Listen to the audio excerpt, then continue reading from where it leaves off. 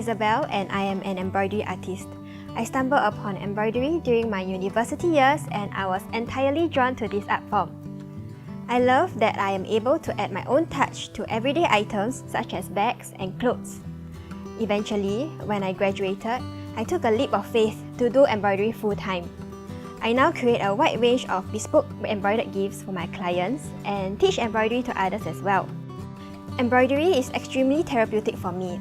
It forces me to slow down, and it taught me that it is okay to make mistakes both in my art and my everyday life. Of course, it hasn't been an easy journey, especially since it is considered quite an unconventional career. But I am extremely blessed and happy to be able to do what I love as my job.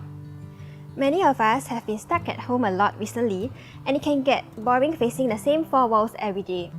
Sometimes it helps to disengage a little and try to focus on something new for a change of pace. I am here at SCANTEAK today to bring you something simple that you can try out at home. Using something as simple as a sofa cover, like this one from SCANTEAK, you can add your own personal touch just to break the monotony or to freshen up your living room.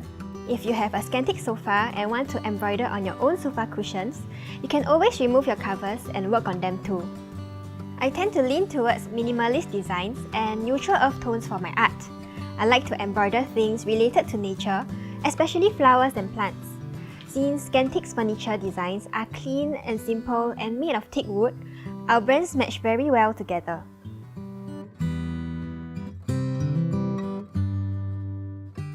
Here are the materials that you'll need to embroider on your cushion cover.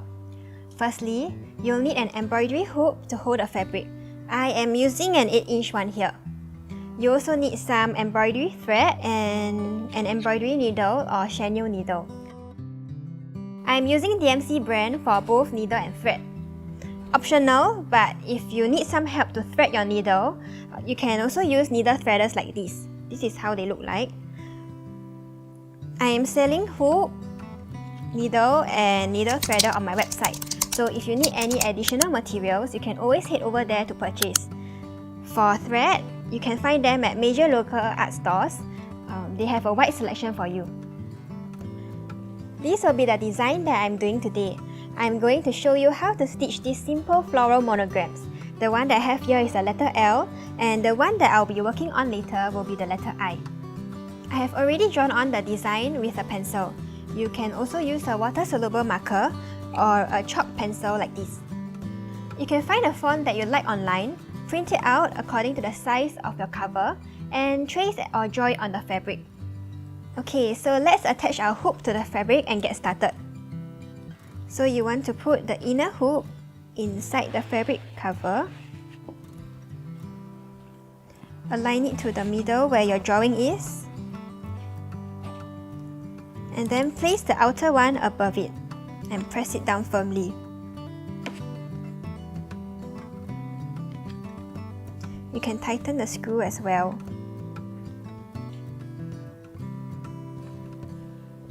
It should sound like a drum.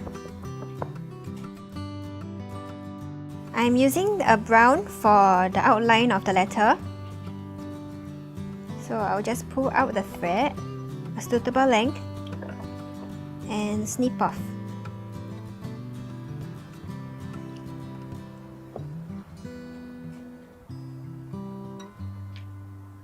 I'm using all 6 strands for this project.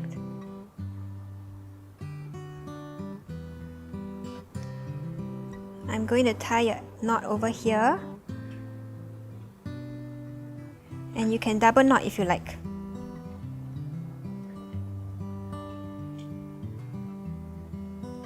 Okay, so let's start with a back stitch for the words and the stems.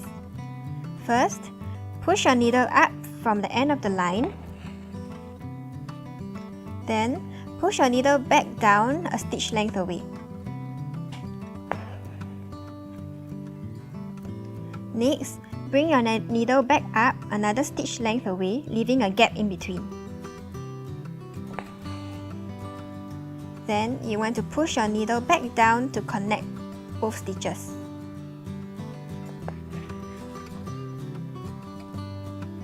Keep stitching forward, then going back to connect the stitches. Do this for the whole letter. Okay, so some of you might ask me how long your stitches should be.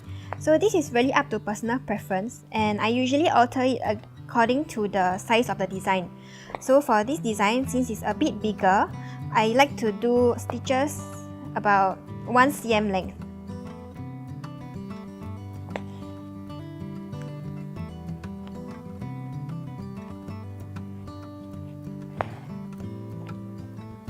When you reach the end of your thread like I have, you can just complete your last stitch, flip it to the back, and tie a knot.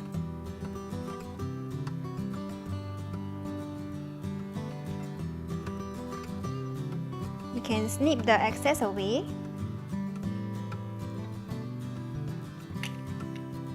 And thread your needle with a new set of thread, and you can continue where you left off.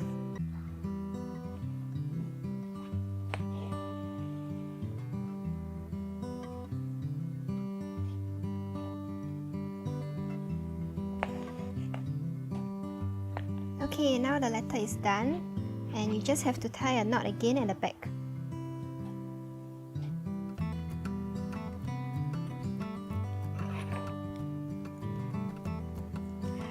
Some people think that things like embroidery and teak wood are only for an older audience, but that's not necessarily true. In fact, because of SCANTEAK's clean and simple designs, it can be enjoyed by all ages. It is the same for embroidery. In the past, people thought embroidery was an old and traditional art, but it is really how you use it to your own advantage to create things or even living spaces according to your own preference.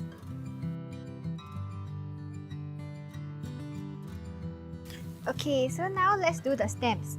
We will be using the back stitch as well, but in a different color, so I'm using green since it's the color of the stem.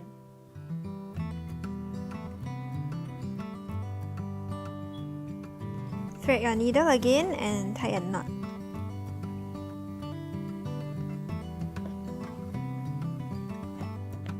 So I like to start from the bottom of the letter and move upwards.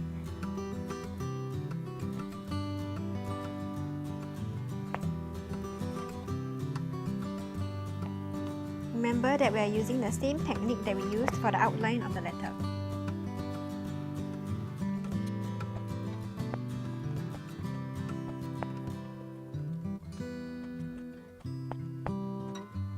Next, let's do a satin stitch for the leaves and for the flower buds. This is what they should look like. So the leaves over here and the pink flower buds over here. This is a unique satin stitch because they should be all connected at one point. So let me just use my needle to show you. They're all connected at this point here. Same for the flower bud. For the leaves, we are using a green thread again, the same one that we used for the stem.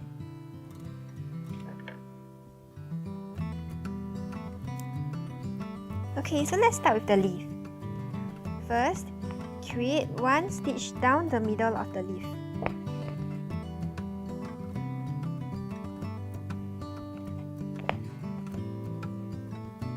Then, go to the left and bring your needle up here to make a shorter stitch according to the curve of the leaf. Next, push your needle down at the same end point of the first stitch over here.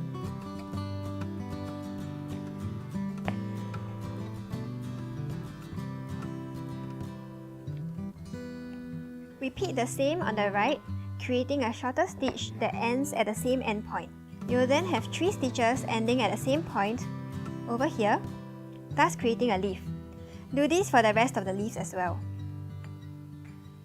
Once you're done with all the leaves, you can start to fill in the flower buds using the same stitch that we used for the leaves. So you can use a pink color, which is what I used for all my covers, or you can use any other color that you like.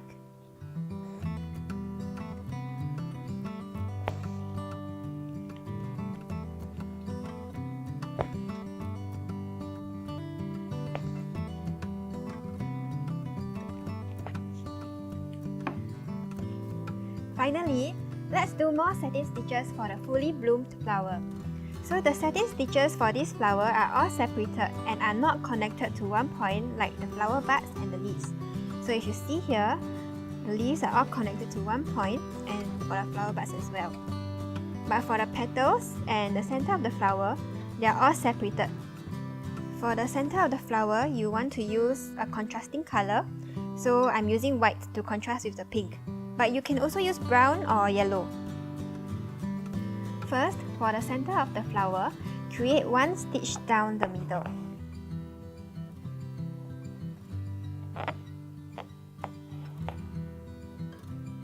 Then another on the left, right beside the middle stitch.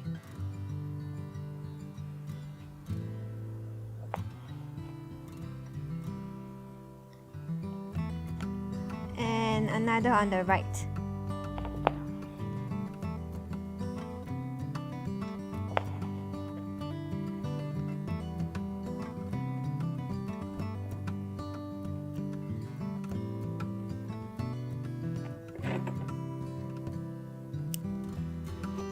Now that this is done, you want to fill in the rest of the petals with the color that you chose for the flower buds.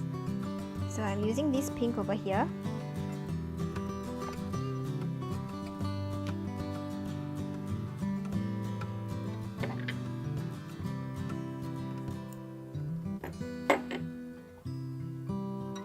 Okay, so first, create a one stitch down the middle of the petal.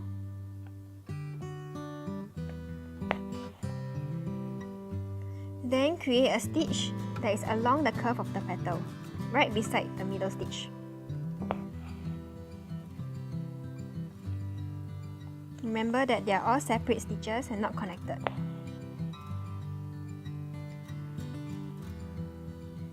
Next, do the same on the right.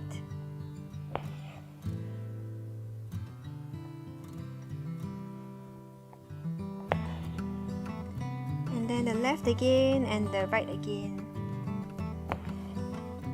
And keep repeating until your petal is all filled in.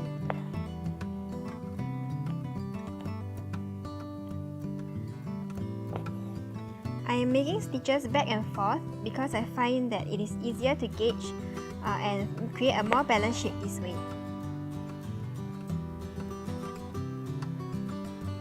You will notice that your stitches become shorter at the sides to follow the curve of the petal.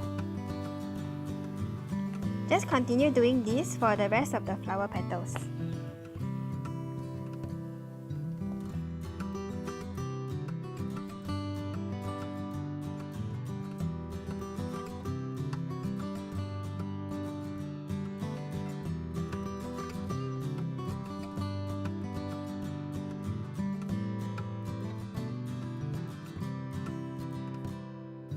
Okay, so the letter is all done, but if you find that it is too plain, you can always add more flowers at the side, like how I have drawn 2 stalks at each side over here.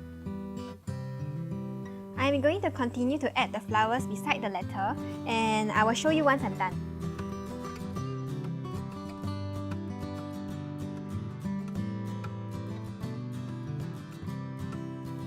One thing I like about embroidery is that it is a really great way to give our pre-loved items a new look. Clothes, shoes, and even furniture can be given a new life with a few simple touches. Embroidery is also something that is easy to maintain, so even if you have embroidery on your SCANTEAK sofa covers, cleaning is as easy as throwing your covers into the washing machine.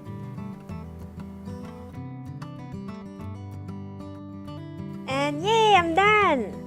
So this is how it looks like with the flowers at the side. So once you're done, you can just remove the hoop.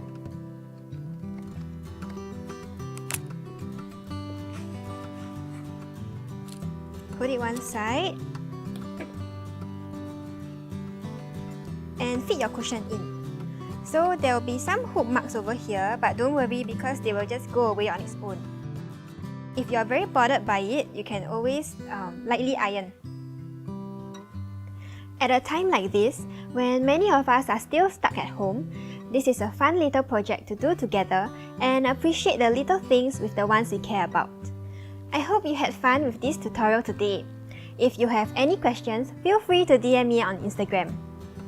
For more of my designs, you can visit isabellimdesigns.com, and for more teak furniture in Scandinavian designs, visit scanteak.com.sg. Stay safe, stay home, and I hope this new skill will become a new hobby for you. Do tag us with your completed art pieces. We would love to see them. Bye bye!